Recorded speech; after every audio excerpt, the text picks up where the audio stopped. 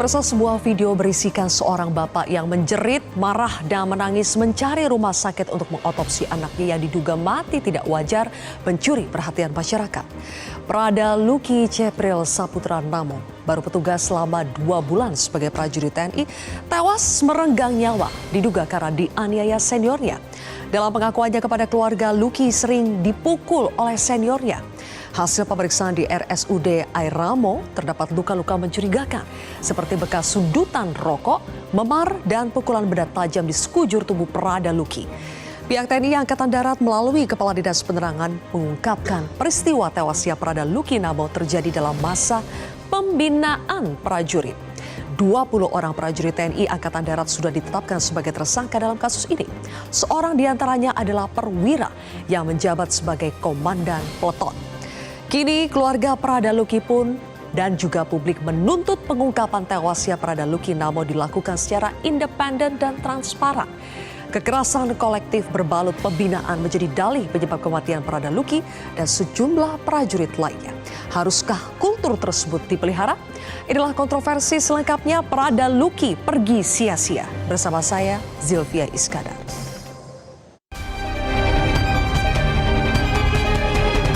Sakit besar begini dokter saudara. Woi, keluar. Cepat. Ada lu pikir udah keluar. Soalnya ada yang lawan beta. Ini sudah melihat itu saat 3 orang. Daripada 1000 dunia akan tahu.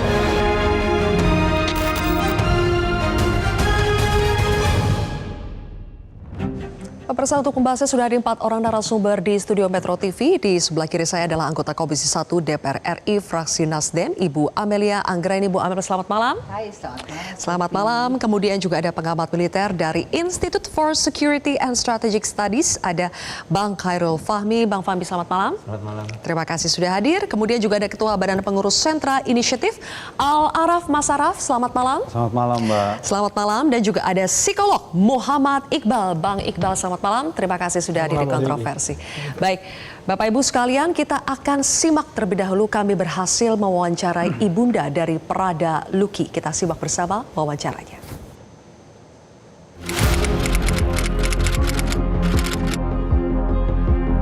Melihat video yang beredar tentang permintaan maaf dari seorang ibu Sid yang telah mengucapkan kalimat-kalimat yang menurut saya tidak punya rasa empati terhadap kami keluarga yang berduka. Saya sebagai orang beriman, kalau ibu itu dan suaminya sudah duduk bersama dan klarifikasi permintaan maaf, saya memaafkan.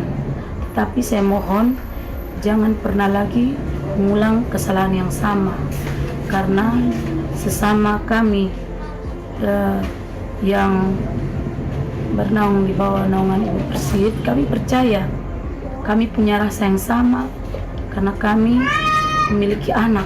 Kami tahu bagaimana rasanya kehilangan. Kalau memang dia tidak mempunyai anak, saya merasa wajar saja kalau dia bicara seperti itu. Tapi kalau dia mempunyai anak, apabila dia berada di posisi saya, dia pasti merasakan hal yang sama.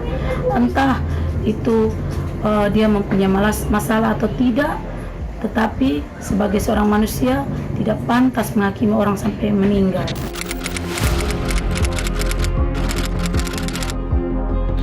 Sudah mendengar sih bahwa ditetapkan tersangka sebanyak sejumlah 20 orang. Kami percaya karena kemarin setelah Bapak Pangdam juga berkunjung ke sini, Bapak Pangdam juga sudah menyampaikan bahwa beliau akan mengusut tuntas masalah yang dialami anak saya, permasalahan ini. Dan kami percaya, kami taruh sepenuhnya kepercayaan kami kepada Bapak Pangdam dan petinggi-petinggi di institusi suami saya bernaung. Kami percaya keadilan akan ditegakkan.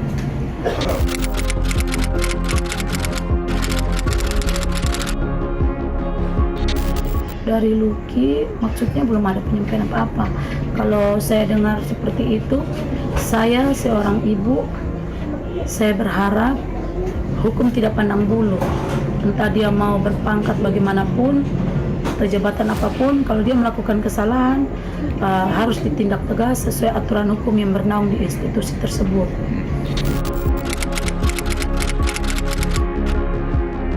Kami pihak keluarga tetap berharap dan kami tetap memantau perkembangan kasus ini karena kami percaya semuanya akan terbuka. Tuhan tidak tutup mata. Apa yang kita tabur kebaikan, kita akan tuai kebaikan. Kita tabur kejahatan, kita pun akan menuai hal yang sama.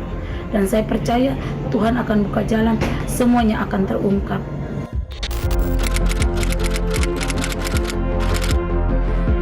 Setiap hari kami pergi ke makam almarhum. Hari ini genap seminggu kami juga pergi bakar lilin di makam almarhum. Kami tetap mengenang anak kami sebagai anak yang baik, anak yang membanggakan orang tua, keluarga.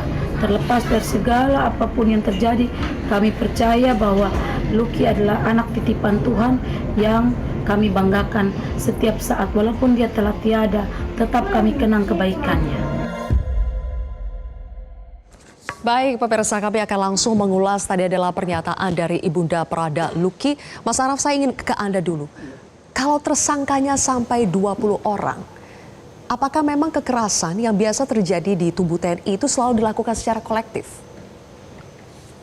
Menurut saya pola kekerasan yang dalam tubuh TNI ini dalam beberapa kasus sudah tidak bisa dibenarkan ya. Karena peristiwa ini peristiwa bukan yang pertama. Di 2023 ada peristiwa yang sama, 2021 juga sama.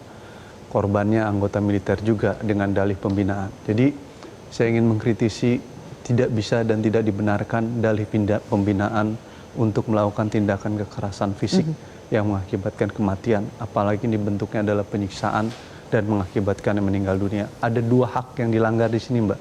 Yang pertama hak bebas dari penyiksaan, yang kedua adalah hak untuk hidup. Dua-duanya ini diatur di dalam konstitusi yang sifatnya non-derigible right, tidak bisa dikecualikan dalam situasi dan kondisi apapun. Jadi kalau dikatakan dalih pembinaan membenarkan tindakan ini, saya katakan tidak. Rezim hukum internasional, rezim hukum militer, ataupun rezim hukum hak asasi manusia tidak membenarkan itu. Pembinaan dalam kacamata pembangunan militer yang profesional bukan seperti ini. Justru menitik tekankan pada knowledge, pengetahuan, kemampuan, skill, dan lain sebagainya tadi itu. Bukan melakukan penyiksaan, kekerasan. Jadi saya ingin tekankan pembinaan nggak bisa dijadikan dalih untuk membenarkan tindakan ini. Oke, dan pembinaan seharusnya hanya dilakukan cukup oleh komandan saja, misalnya begitu. Tidak perlu sampai 20 orang sesama prajurit juga melakukan pembinaan. Ya, mekanisme di dalam tubuh TNI, di dalam membangun pembinaan itu, sistemnya kan pasti berjenjang. Ada mekanisme sistem yang ada. Tapi dari berangkat beberapa kasus yang ada, Mbak, harus ada evaluasi terhadap sistem pembinaan, perekrutan, pengawasan, kendali komando. Karena persoalan ini basisnya bukan hanya persoalan ada masalah di pembinaan, tapi ada masalah di dalam sistem pengawasan, ada masalah di pemimpinnya sendiri. Jadi harus ada evaluasi terhadap pemimpinnya gitu. Kalau kata Pak Prabowo, para pemimpin yang nggak ada di depan dan bersikap kejam, itu harus dievaluasi kan, katanya begitu. Nah, evaluasinya harus jelas dong. Kalau ada peristiwa seperti ini harus tegas. Yang keempat adalah penghukuman.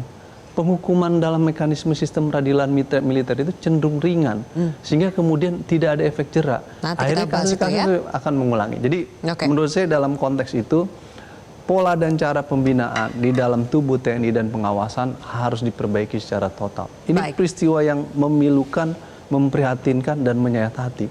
Seorang prajurit yang harusnya untuk perang meninggal, dibunuh melalui cara penyiksaan dan kekerasan. Meninggalnya sia-sia, bukan di medan perang, tapi justru karena di tangan sesama prajurit sendiri. Bu Amel, tadi kita sudah mendengar bagaimana sebelumnya Kadis Penat itu juga mengatakan bahwa motif di balik penganiayaan itu adalah pembinaan. Apakah kita masih bisa menerima alasan pembinaan, Bu? Kalau pembinaan kami sepakat ya, Mbak ya, tetapi tidak ada alasan pembinaan yang dapat membenarkan terjadinya kekerasan yang berakibat kematian. Itu tidak dibenarkan ya. Jadi apalagi jika pembinaan itu dilakukan di luar prosedur yang melukai bahkan merenggut nyawa prajurit seperti Prada Lucky ini ya. Jadi alasan pembinaan ini tidak boleh dijadikan tameng atau dinormalisasi begitu ya untuk menutupi praktek kekerasan yang jelas melanggar hukum dan nilai-nilai kemanusiaan begitu. Jadi saya yakin TNI itu memiliki prosedur pembinaan yang bertahap ya, sebagai tadi disampaikan, berjenjang dan berkelanjutan kepada anggotanya. Gitu. Ketika kemarin Kadis Penat itu menyampaikan seperti itu, menurut Bu Amel itu seperti excuse, tameng? Ya, menurut saya kurang pas begitu ya. Jadi memang harusnya secara transparan disampaikan. Saya sepakat tadi apa yang disampaikan tadi oleh Mas Araf. Ya memang harus ada evaluasi secara menyeluruh di lingkungan TNI. Reformasi metode pembinaan harus dilakukan ya, termasuk juga menghapus budaya kekerasan, arogansi senioritas begitu, dan juga pola pikir feodal ya yang tidak sejalan dengan semangat reformasi TNI itu sendiri. Kenapa sampai sekarang masih ada sisa-sisa budaya kekerasan atau bahkan feodal seperti yang Bu Amel? Apa yang masih kurang dalam transformasi di tubuh TNI? Ya, yang masih kurang itu tadi adalah sekali lagi ya sistem ya atau pola pembinaannya itu sendiri. Jadi kalau kita bicara tentang pembinaan ya, jadi tradisi atau metode yang membahayakan nyawa itu tidak lagi relevan dalam sistem pembinaan militer modern saat ini gitu ya. Jadi seharusnya itu berorientasi kepada pembentukan disiplin, profesionalisme, kemudian juga kesiapan tempur melalui cara-cara yang manusiawi dan terukur begitu. Jadi tentara memang dididik keras, tetapi bukan memelihara kekerasan. Disiplin itu memang sebuah budaya di dalam militer ya, tetapi juga harus terukur dan menjunjung tinggi nilai-nilai kemanusiaan. Ya, kenapa kemudian kita akhirnya membahas ini lagi? Karena sebelumnya sudah ada peristiwa-peristiwa serupa. Boleh teman-teman tampilkan, dan ini baru saja terjadi dari 2023 sampai 2022. Kami coba mengambil beberapa peristiwa terkini. Boleh ditampilkan teman-teman, ada kasus apa saja yang juga waktu itu menyentak perhatian publik. Ada kasus dari Prada Marsandi Darmawan di Sorong tahun 2022. Ada lagi Prada MAP di Malinau tahun 2022. Prada Muhammad Indra Wijaya di Biak tahun 2022 dan Prada MZR di Ambarawa tahun 2023. Kalau kita lihat ini memang prajurit baru ya. Apa yang salah, Mas Fahmi? Kalau kita tahu oke, ada budaya kekerasan, tapi kalau yang sampai berakibat fatal seperti ini, itu apa? Kebablasan, tidak adanya pengawasan, atau apa menurut Anda faktor utamanya? Ya itu sistemik ya sebenarnya. Ada kombinasi antara kultural, struktural dan psikologi ya, di sini dalam konteks kekerasan yang tidak patut seperti yang kita lihat dalam beberapa kasus ini. Jadi pelakunya memang individu-individu ya, tapi dia berada dalam ekosistem yang bisa dikatakan cenderung bermasalah ya. Padahal sebenarnya seperti yang dikatakan Mas Araf tadi ya, kalau kepemimpinan mikro itu misalnya ya, komandan regu, komandan peleton, komandan kompi itu kepemimpinannya efektif ya, dan punya ada keteladanan juga, saya kira itu juga akan menurunkan potensi kekerasan. Kemudian yang kedua, pengawasan juga jelas bermasalah dalam ini. Artinya sampai ada pembiaran, itu kan sudah jelas sudah sesuatu yang sangat buruk ya. Kemudian yang ketiga ya norma yang dijalankan sehari-hari di dalam kesatuan itu. Itu juga saya kira bermasalah.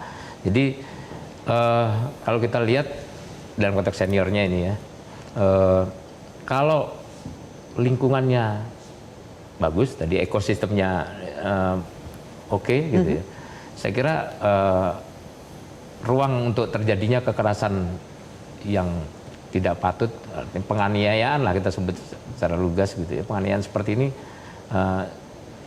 kemungkinan terjadinya lebih kecil. Semuanya tergantung lingkungannya. Ya, kemudian yang kedua, yang lain kalau dia lingkungannya bermasalah, kemungkinan terjadinya lebih besar. Termasuk juga ya dalam hal ini prajurit yang mungkin ketika dia keluar pendidikan ya, para seniornya Prada Luki ini misalnya, mungkin dia masih bagus ya, tapi karena dia berada dalam satuan yang kemudian buruk ya dalam pengawasan, dalam kepemimpinan, dalam menjalankan norma-norma yang berlaku gitu ya, yang dilakukan di lingkungan militer itu buruk ya. Yang bagus tadi, yang bermoral, katakan bermoral tinggi, integritasnya tinggi, itu juga bisa jadi jelek. Terbawa arus. Iya. Tapi sebaliknya kalau yang lingkungannya bagus, prajurit yang biasa-biasa saja itu juga bisa akan baik. Oke, saya membaca tulisan Bang Iqbal soal kekerasan kolektif di barak TNI, di tubuh TNI. Apa yang menyebabkan kekerasan kolektif itu terjadi dan seperti terpelihara dari generasi ke generasi? Dijawab nanti, Bang Iqbal. Kita break terlebih dahulu, pemirsa. Kontroversi kembali sesaat lagi.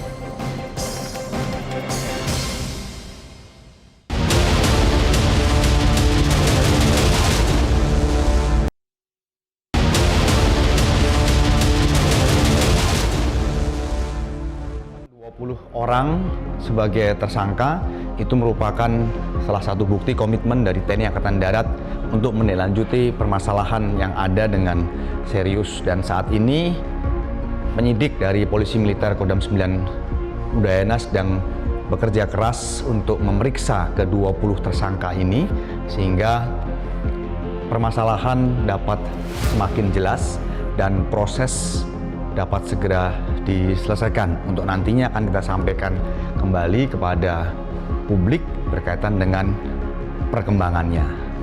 Dan permasalahan ini bisa segera dilimpahkan ke auditor untuk nantinya menjalani proses-proses pelimpahan ke persidangan. Sehingga kami mohon waktu kepada seluruh masyarakat untuk memberikan kesempatan kepada penyidik dari Polisi Militer Kodam 9 Udayana untuk melaksanakan tugasnya, memeriksa ke-20 tersangka ini, sehingga nanti sekali lagi betul-betul didapatkan hal-hal yang bisa menuntaskan, memperjelas permasalahan ini untuk seperti yang saya sampaikan tadi, bisa segera kita limpahkan ke pengadilan.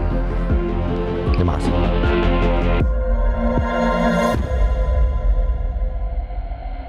Baik, itu tadi pernyataan dari Kadis Penat yang berjanji akan segera melempahkan kasus ini ke pengadilan atau tepatnya di peradilan militer. Sebelum kita masuk ke soal bagaimana proses hukum di peradilan militer, tadi Mas Araf sudah menyebutkan yang katanya biasanya itu hukumannya ringan dan tidak memberikan efek jera. Sebelum ke situ, saya akan tanya dulu ke Bang Iqbal. Tulisan Anda menyebut sebetulnya kekerasan kolektif di barak militer itu sebagai fenomena gunung es. Betul. Artinya baru sedikit, Bang, yang muncul ke permukaan. Betul, dari data-data yang teman-teman sampaikan tadi, bahkan yang menarik adalah rata-rata korban itu adalah pada level tantama, yang paling bawah. Dan pelakunya adalah orang yang memiliki relasi kuasa, senior ataupun pangkat lebih tinggi. Ini menunjukkan bahwa sistem ini juga sangat beresiko. Yang kedua, kalau kita lihat dalam perspektif psikologi, ini teorinya frustasi agresi. Semakin frustasi seseorang, maka semakin agresif dia. Apa yang menyebabkan prajurit ini frustasi? Kebosanan, kejenuhan, tekanan, ya itu menyebabkan mereka frustasi. Untuk itu, elemen kebahagiaan di barak militer ini harus juga menjadi perhatian. Apa itu? Menyalurkan hobi, relaksasi, agama, ibadah, ya ini menjadi hal penting. Kenapa? Karena tekanan yang dilakukan, seseorang yang pernah menjadi korban, satu hari ketika dia berkuasa, maka dia akan melakukan itu kepada orang yang berada di bawah. Siklusnya berulang. Ya, yang kedua, teori sosial belajar bahwa tidak ada perilaku agresi itu karena diri sendiri, tetapi karena pembelajaran lingkungan. Dari senior yang sebelumnya dilakukan, ya kalau kita lihat di YouTube banyak sekali saya lihat tontonan-tontonan di batalion ketika seseorang mau masuk ke batalion itu di strap dulu, disuruh jungkir, masuk got, jalan kaki, merayap, ya. Yang itu tentu saja tidak ada dalam kewajiban militer. Itu hanya adat istiadat, tradisi, tetapi kalau korbannya tidak siap dalam kondisi tidak fit, ini beresiko. Jadi saya melihat faktor dinamika kelompok antara hierarki, relasi kuasa, ini juga menjadi hal yang penting harus diperhatikan. Karena apa? Karena sistem monitoring, pertanyaannya, apakah komandan batalionnya melakukan pengawasan nggak? Jangan-jangan komandan batalionnya jarang ke batalionnya. Sistem ini yang harus dibangun. Bagaimana memanfaatkan teknologi digital, memonitoring pergerakan prajurit, Nah, ini menjadi salah satu poin penting bagi pimpinan TNI, bagaimana memastikan bahwa prajurit yang ada di batalion itu aman dan komandan batalionnya berada di sana dalam mengawasinya. Jadi sebetulnya frustasi agresi tadi Betul. bisa diminimalisir dengan adanya pengawasan. Betul. Kalau dia diawasi, maka dia tidak berani. Maka ada sebuah eksperimen ya di mana seorang mahasiswa dia dieksperimenkan seolah menjadi sipir, tapi lingkungan tertutup. Dalam beberapa hari saja mereka tiba-tiba menjadi seperti zombie, menjadi seorang yang ganas. Padahal tidak pernah diajarkan, tidak pernah mereka tahu.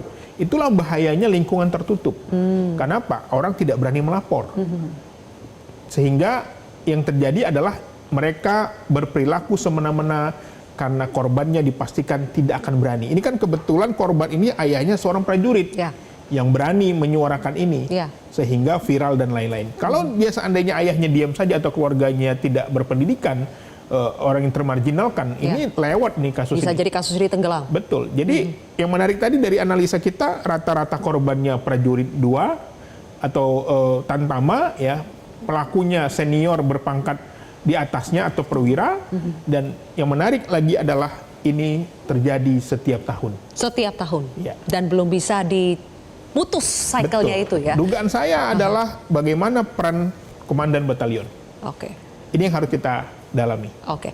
Mas Araf, apakah salah satu faktor kenapa siklus penganiayaan ini, kekerasan ini belum bisa diputus? Karena setiap kali ditemukan pelaku, itu hukumannya biasa-biasa saja, tidak menimbulkan efek jerah seperti yang tadi Mas Araf katakan. Di peradilan militer sekalipun tidak menjaminkan? Sistem peradilan militer tidak memenuhi prinsip-prinsip peradilan yang fair trial, peradilan yang adil dan baik. Peradilan yang fair trial itu harus memiliki prinsip syarat, dia harus independen, tidak memihak, lalu kemudian bebas segala dari intervensi dan lain sebagainya.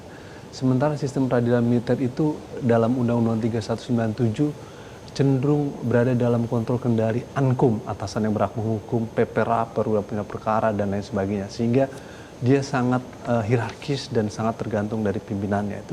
Dan paling tinggi adalah Panglima TNI sebagai Ankum itu. Sehingga sistem peradilan militer ini harus dirubah karena secara normatif dia bermasalah gitu ya, dengan menutup ruang mekanisme fair trial tadi. Secara praktek dalam beberapa kasus, Mbak, kekerasan militer ini bukan hanya terhadap anggota militer, tapi juga kepada warga sipil seperti di Medan, di Deli Serdang, di Papua, dan juga kekerasan terhadap kepolisian dalam konflik TNI dengan Polri. Jadi beragam kasus yang ada yang masuk peradilan militer, ujungnya hukumnya 2,5 tahun. Dalam kasus Medan, seorang anak muda mati karena kekerasan 2,5 tahun. Di Deli Serdang 1 sampai 2 tahun. Kasus pendeta Jeremia di Papua juga cuma 1 sampai 2 tahun. Dan banyak rentetan kasus lainnya yang menunjukkan mekanisme praktek peradilan militer itu tidak menciptakan ketidakadilan. Akhirnya nggak ada efek jerah. Karena nggak ada efek jerah, situasi ini berulang kembali. Orang akan menganggap ya penghukumannya cuma ringan, maka akhirnya menjadi terulang dan ulang lagi. Karena itu reformasi sistem peradilan militer keharusan. Karena di dalam konstitusi kita ada prinsip azas persamaan di hadapan hukum. Semua warga negara sama di hadapan hukum. Anggota dewan, jurnalis, mahasiswa, presiden. Kalau terlibat dalam tindak pidana umum, adil di peradilan umum. Sebenarnya di dalam pasal 65 Undang-Undang TNI 3 2025 disebutkan, kalau militer terlibat dalam tindak pidana umum, diadili dalam peradilan umum. Kalau terlibat tindak pidana militer, diadili dalam mekanisme peradilan militer. Idealnya keluarga korban dalam kasus-kasus seperti ini bisa menuntut mekanisme peradilan umum. Idealnya. Tapi seringkali kemudian ditutup dan dibawa ke arah peradilan militer. Nah, dalam konteks itu kenapa terjadi? Karena DPR, pemerintah, sampai sekarang belum menjalankan mandat TAP MPR 6 dan 7 tahun 2000. Apa itu? Yang terkait dengan pentingnya melakukan reformasi peradilan militer melalui revisi Undang-Undang 3197 untuk menerapkan azas equality before the law, azas persamaan di hadapan hukum, supaya militer kalau terlibat tindak pidana umum diadili di peradilan umum. Bayangkan seorang presiden dan DPR kalau terlibat dalam kejahatan tindak pidana umum aja diadili di peradilan umum. Masa anggota militer kalau terlibat tindak pidana umum seperti kasus ini atau kasus Medan tidak diadili di peradilan umum. Karena mekanisme peradilan umum memenuhi prinsip-prinsip fair trial. Soal prakteknya ada masalah itu soal lain. Tapi prinsip-prinsip kaidah fair trialnya harus terpenuhi. Peradilan militer tidak memenuhi prinsip-prinsip fair trial sehingga menuntut keadilan menjadi susah.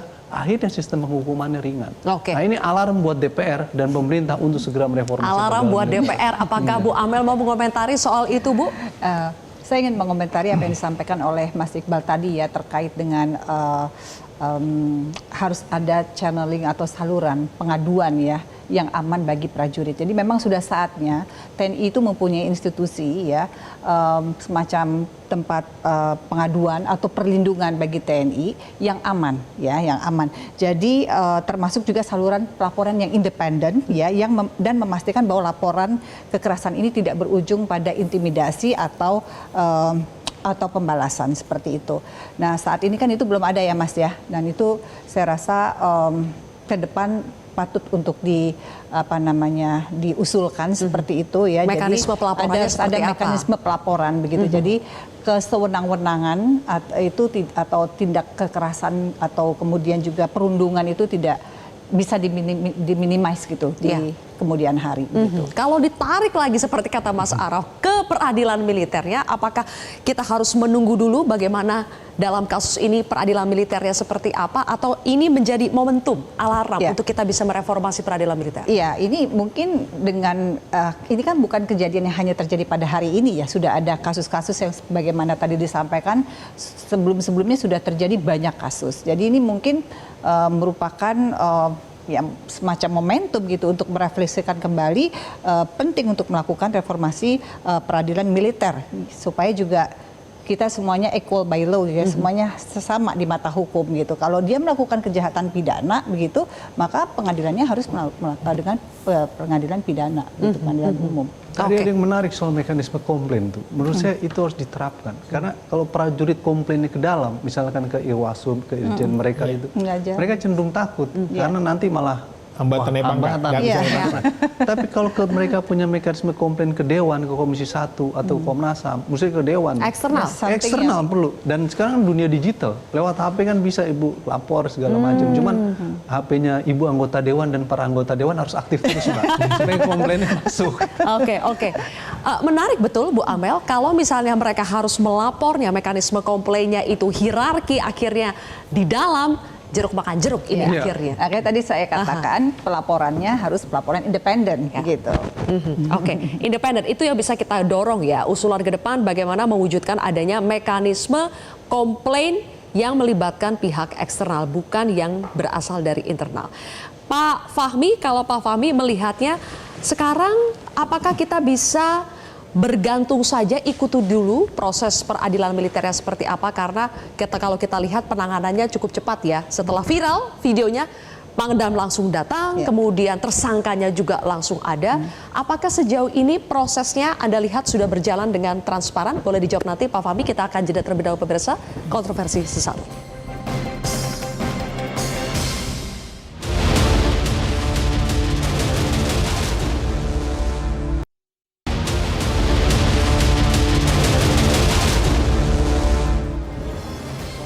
Baik, kita kembali lagi di kontroversi pemirsa. Pak Fahmi, kalau kita lihat proses hukumnya terasa begitu cepat ya, dari video viral kemudian Pangdam datang, kemudian langsung ada tersangka 20. Tapi bagaimana kita bisa mengawal transparansinya? Ini pertanyaan yang agak sulit dijawab ya. Ya kita cuma bisa berharap gitu ya. Tapi yang jelas ya tentu transparansi dalam konteks ini ada ukurannya ya. Tapi saya juga tidak melihat sebenarnya bahwa transparansi itu sudah terlihat dalam kasus ini ya. Sejak awal kita tahu bahwa misalnya tadi yang disampaikan oleh Kadis Penat ya, soal itu dilakukan dalam atas dasar pembinaan, dalam masa pembinaan begitu. Itu menurut saya itu juga justru menunjukkan bahwa sudah ada upaya untuk membingkai kasus ini, bahwa ini bagian dari pembinaan. Dan mungkin saja nanti polisi militer akan melakukan proses penyidikan, melakukan proses pengungkapan apa yang terjadi sesungguhnya, itu juga dalam kerangka yang sudah didorong oleh para pimpinan di tidak keluar dari pembinaan itu ya, akan itu yang, berkutat di situ. Iya, yang masih mungkin terjadi sih. Sementara kita kan menginginkan adanya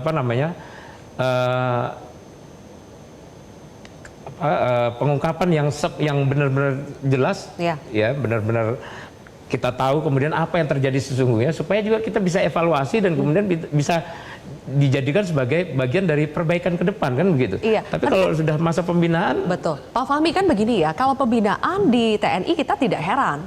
harus ada pembinaan untuk pelatihan segala macam karena banyak sekali hal-hal yang terkait dengan kedisiplinan, fisik dan sebagainya. Tapi bagaimana membedakan pembinaan yang memang dibingkai itu adalah dalam rangka melatih profesionalisme dengan pembinaan yang sebetulnya pelampiasan arogansi dari senior saja, perundungan bukan pembinaan. Iya, pembinaan keras atau pendisiplinan itu juga punya 4 ciri utama ya saya kira ya. Pertama, tujuan pembelajarannya jelas. Ya. Kedua, ada pelatih, pembina, instruktur yang sah. Artinya sah ini ya dia memang pelatih ini memang dia dibekali kemampuan untuk melatih, dia dibekali kemampuan untuk membina, kemampuan untuk menjadi instruktur. Ya, itu instruktur yang sah. Kemudian ada metode yang aman. Itu harus ada metode yang aman. Misalnya ada kegiatan pelatihan operasi gunung namanya misalnya ya, yang turun tebing itu misalnya, yang pakai tali turun tebing. Nah, itu dia harus dipastikan aman, jangan sampai prajurit yang berlatih jatuh atau mengalami insiden pada saat latihan. Itu dipastikan harus aman dulu. Kemudian hasilnya juga harus terukur. Kalau targetnya adalah misalnya supaya untuk meningkatkan kemampuan fisik, ya tentu harus dipastikan bahwa ketika pelatihan itu berakhir atau pembinaan itu berakhir, fisiknya memang sudah jadi lebih baik. Itu soal pembinaan. Bukan kemudian sampai meninggal. Kalau penganiayaan itu dia atau kekerasan yang tadi ya di luar pembinaan tadi, ya pasti dilakukan di luar prosedur. Tidak ada pengawasan yang tepat gitu ya. Kemudian berorientasi pada pelampiasan atau dominasi. Itu yang kita lihat. Nah, dalam kasus Pradaluki ini pembinaan yang sah tadi itu kita nggak lihat gitu ya. Yang ada jelas ini ya, secara prosedur, secara etika keprajuritan, secara hukum. Ini bukan pembinaan tapi penganiayaan. Berarti secara komunikasi publik juga seharusnya tidak menggunakan alasan pembinaan. Betul, saya tidak sepakat dengan istilah pembinaan. Tapi di sisi lain kita juga melihat di media sosial, Bang Iqbal, ada banyak sekali kita bilang itu adalah viktimisasi. Jadi sudah menjadi korban, sudah sampai meregang nyawa, tapi masih ada saja pihak-pihak yang justru menyalahkan, mencari-cari kesalahan, seolah-olah penganiayaan itu dibenarkan karena Pradalukinya begini. Itu fenomena apa lagi dalam psikologi? Ya, saya kira memang ini kan norma di batalion itu atau di barak ya, bahwa sesuatu yang dianggap dibolehkan oleh atasan walaupun melanggar hukum itu dianggap boleh. Sehingga budaya kekerasan itu dianggap sesuatu yang wajar. Tapi saya melihat bahwa yang menariknya adalah bahwa seberapa besar pun salah seseorang, karena kita negara hukum, disinilah pentingnya tentang edukasi hukum kepada para prajurit kita. Bahwa walaupun dia punya sistem sendiri, tetapi dia berada di negara hukum yang dia tidak boleh melakukan kekerasan atau main hakim sendiri. Kalau kita lihat kronologis, ini seolah-olah main hakim sendiri ceritanya nih. Tetapi yang menarik adalah kenapa bisa sesadis itu? Satu, karena mereka nggak bahagia, dugaan saya. Kenapa nggak bahagia? Pasti ada masalah gunung es. Pastikan, mungkin Panglima, saya mohon bisa dipastikan di barak-barak militer jangan sampai ada hak-hak Tantama atau Bintara yang terzolimi oleh perwiranya.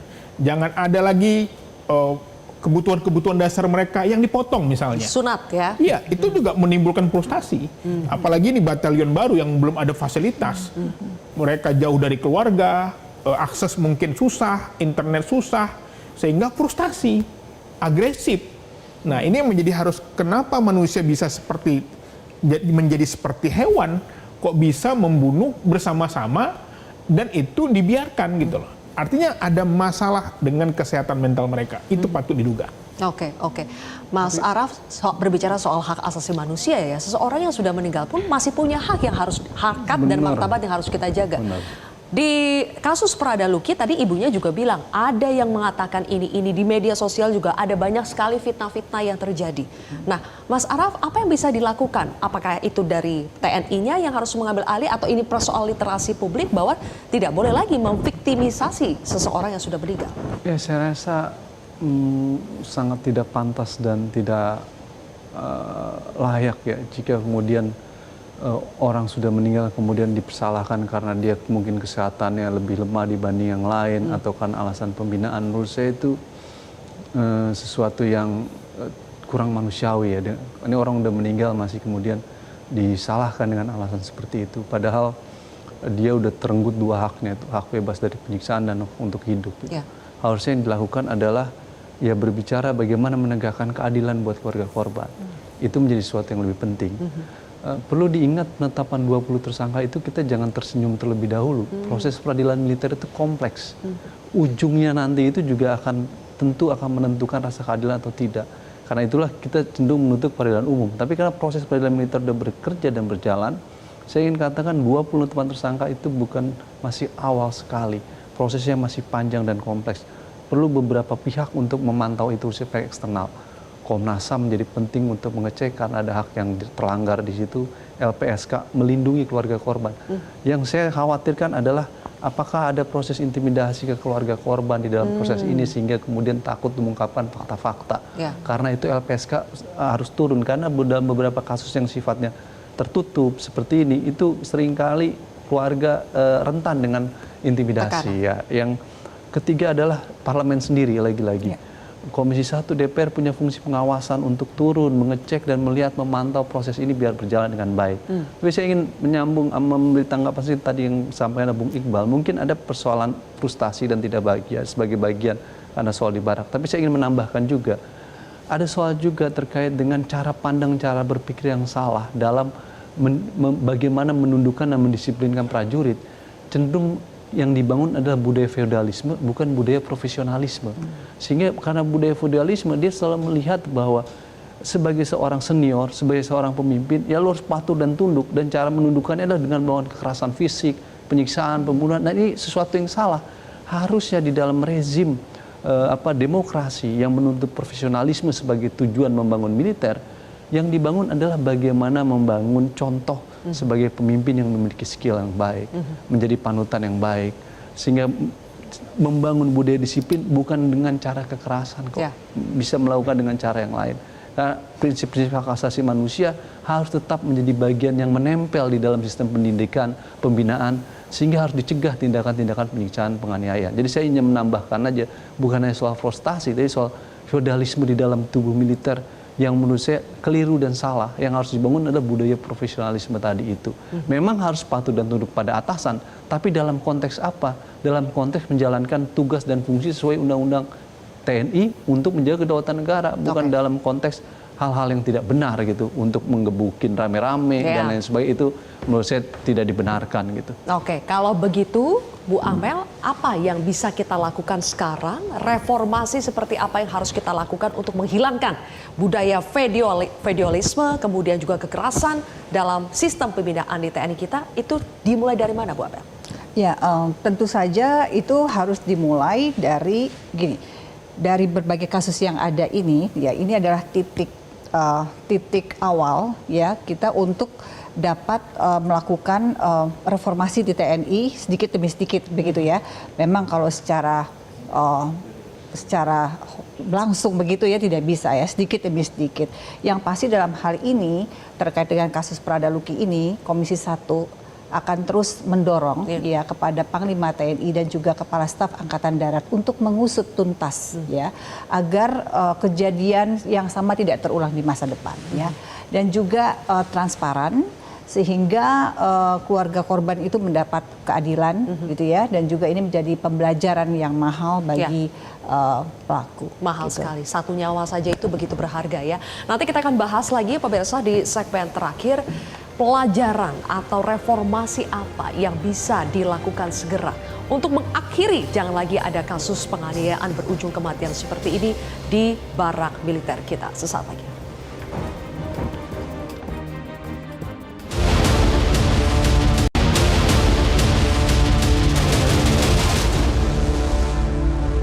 Pak Fahmi, jadi apa Pak reformasi yang harus segera dilakukan atau setidaknya dalam jangka dekat inilah, apa yang bisa dilakukan untuk menghentikan kasus kekerasan seperti ini di tubuh TNI? Ya, kalau dalam jangka dekat ya, apa yang disampaikan Bu Amel dan Mas Araf tadi, saya kira sudah layak dijadikan agenda dekat ya. Soal channeling, soal adanya mekanisme dan saluran yang aman dan katakanlah juga mungkin bisa independen ya untuk para prajurit ini untuk curhat lah gitu ya. Karena kalau nggak ada tempat curhatnya, pelampiasannya itu tadi kekerasan berulang terus itu satu. Kemudian yang kedua, ini juga terkait dengan apa yang disampaikan Presiden pada waktu dibuat di Jajar kemarin ya. Bina latih dengan keras tapi tidak dengan kekejaman. Betul. Artinya sekarang ada PR untuk mendefinisikan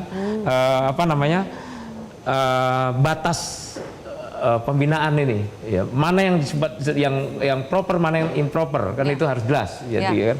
Itu kedua. Kemudian yang ketiga, saya kira penegakan hukum yang tepat dan tegas itu harus ya, walaupun itu tidak bisa memastikan bahwa kekerasan seperti ini akan terus terulang, tapi tetap saja harus tepat dan tegas, ini harus ya.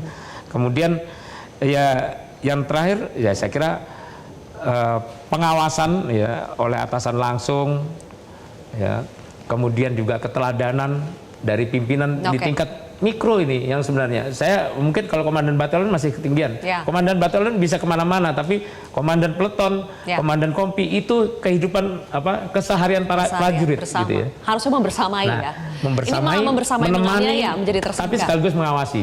Oke, Mas Araf, reformasi seperti apa yang dibutuhkan?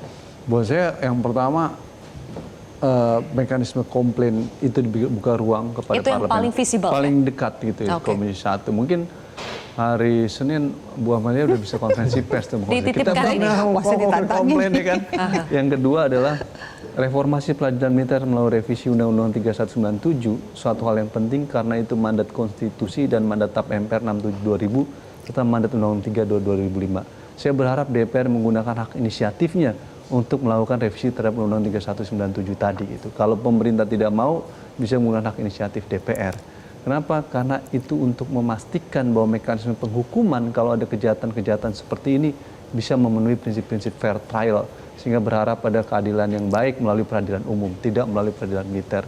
Peradilan militer cukup persoalan disiplin militer, soal isu insubordinasi dan lain sebagainya. Tapi kalau kejahatan tindak pidana umum harus bisa dibawa ke peradilan umum. Menurut saya ini agenda yang sangat penting dan seharusnya menjadi kewajiban buat pemerintah dan DPR melakukan reformasi peradilan militer melalui revisi Undang-Undang 3197. Oke. Dari sisi psikologinya bagaimana Bang Iqbal? Membuat bahagia kayaknya itu PR jangka panjang sekali itu. Ya, bahagia itu artinya bukan hanya hiburan, tapi sebenarnya menyalurkan hobi, minat, dan bakat. Ini penting. Yang kedua adalah kita harus melihat tajam tentang sistem pembinaan mental.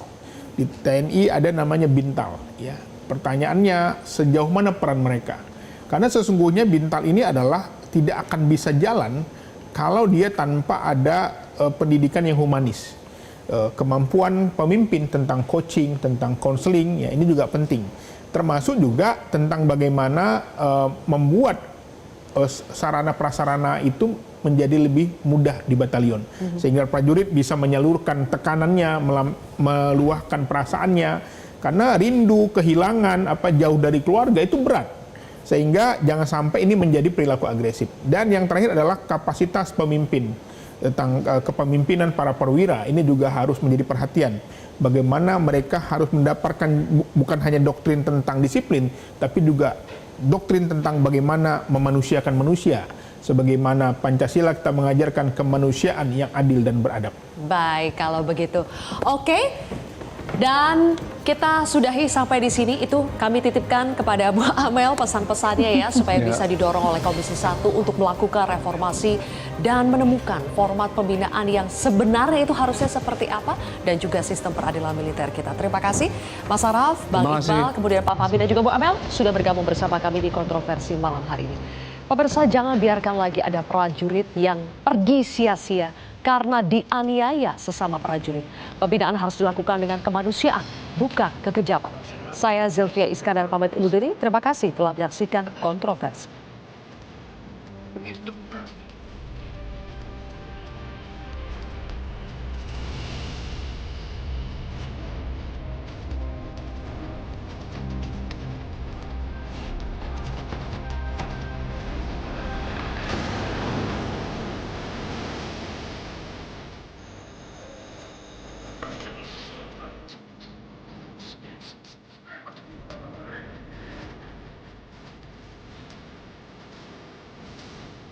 Jelajahi cara baru mendapatkan informasi. Download Metro TV Extend sekarang.